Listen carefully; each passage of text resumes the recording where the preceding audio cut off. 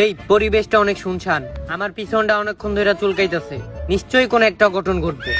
আরে ভাই তোরে তো আমি আগে থেকেই কইছি যে মলমটা সবসময় তোর লগে লগে রাখি।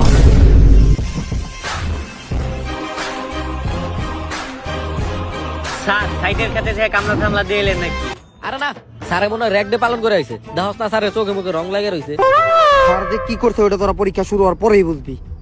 এই জায়গায় তো না আছে কোনো বাপ মা, না আছে কোনো গার্ডিয়ান। এই জায়গায় যা আছি শুধুই আমি। তাই আজকে আমার মনটা একটু ভালো, তাই আমি ভাবতেছি আজকে তোগুলোকে বন্ধু সুলভ আচরণ করবো। নকল তো পোলাপান করতেই পারে, এসএসসি পরীক্ষা যদি পোলাপান নকল না করে তাহলে ওটা পরীক্ষা হলো নাকি? আচ্ছা বন্ধুর মতো তোকে আমি যার যার কাছে নকল আছে বাই করে দিয়ে দে। এই স্যার তো অনেক ভালো নকল সকল করার সুযোগ দিতেছে, এই জন্যই মনে হয় প্রিন্সিপাল স্যার এই জায়গায় কেন্দ্র ফালাইছে। শুনশান জায়গা, ম্যাজিস্ট্রেট কেউ আইব না। ও প্রিন্সিপাল স্যার আপনি মহান। আরে আমি তো তোরে আগেই কইছিলাম যে এইটা তোর মলমের চুলকানি। না, তারপরেও কার মনে কি আছে এটা কওয়া যায় না। কোনো নকল মকলের কথা কইছ না। না স্যার, আমরা নকল সকল করি না, আমরা গুড স্টুডেন্ট।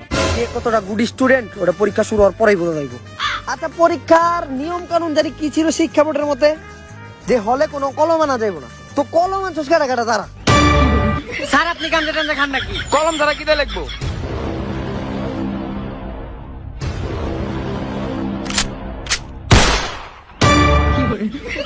স্যার আমরা স্যার মজা করতেছিলাম স্যার, আমরা স্যার আর জীবনেও কলম দিয়ে লিখুম না। দরকার হয় স্যার এই হাতের শিরা কাইটা স্যার আমরা রক্ত দিয়ে লিখতাম, আর কেউ কলম দিয়ে লিখুম না। এই কলম কেন সব ফালাই দে। ও আর তুই জানি কি কইছিলি, কি জানি খাই আমি কা গয়াকার গাম। স্যার এটা গাজর, গয়াকারে গাজে ও আর জোর গাজর। আর গাজর খাওয়া স্যার ভালো স্যার। গাজরের মধ্যে স্যার ভিটামিন ডি থাকে। তাইলে সূর্যতে কি থাকে? সূর্যতে স্যার রোদ থাকে।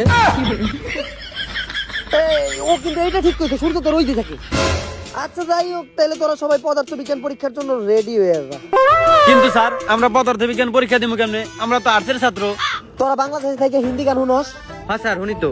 তাইলে আসতে পরে কেন পদার্থ বিজ্ঞান পরীক্ষা দিতে পারবি না? যাই স্যার উপরে দেখো কোনো কথা কইস না, নয়তো কোনো একটা অঘটন ঘইটা যাইবো। আর মোটামুটি আকারে টেনে টুইনে এমসিকিউ তে পাস করে আলামো। আর ক্লাস 2 তে থাকতে আমি একবার বিজ্ঞানে 35 পেয়েছিলাম। ক্লাস 2 তে তো বাংলা ইংলিশ আর অঙ্ক ছাড়া কিছুই নাই। যাক বেশি ফালতু কথা না বাড়াই, যেহেতু করোনার পর তোমরাই প্রথম এসএসসি পরীক্ষার্থী, তাই পরীক্ষার কিছু নিয়মাবলী নতুন করে বানানো হয়েছে, তাই তোমাকে নিয়মাবলী গুলো বুঝাইয়া দেই। তোমাদের প্রশ্নে সৃজনশীল থাকবে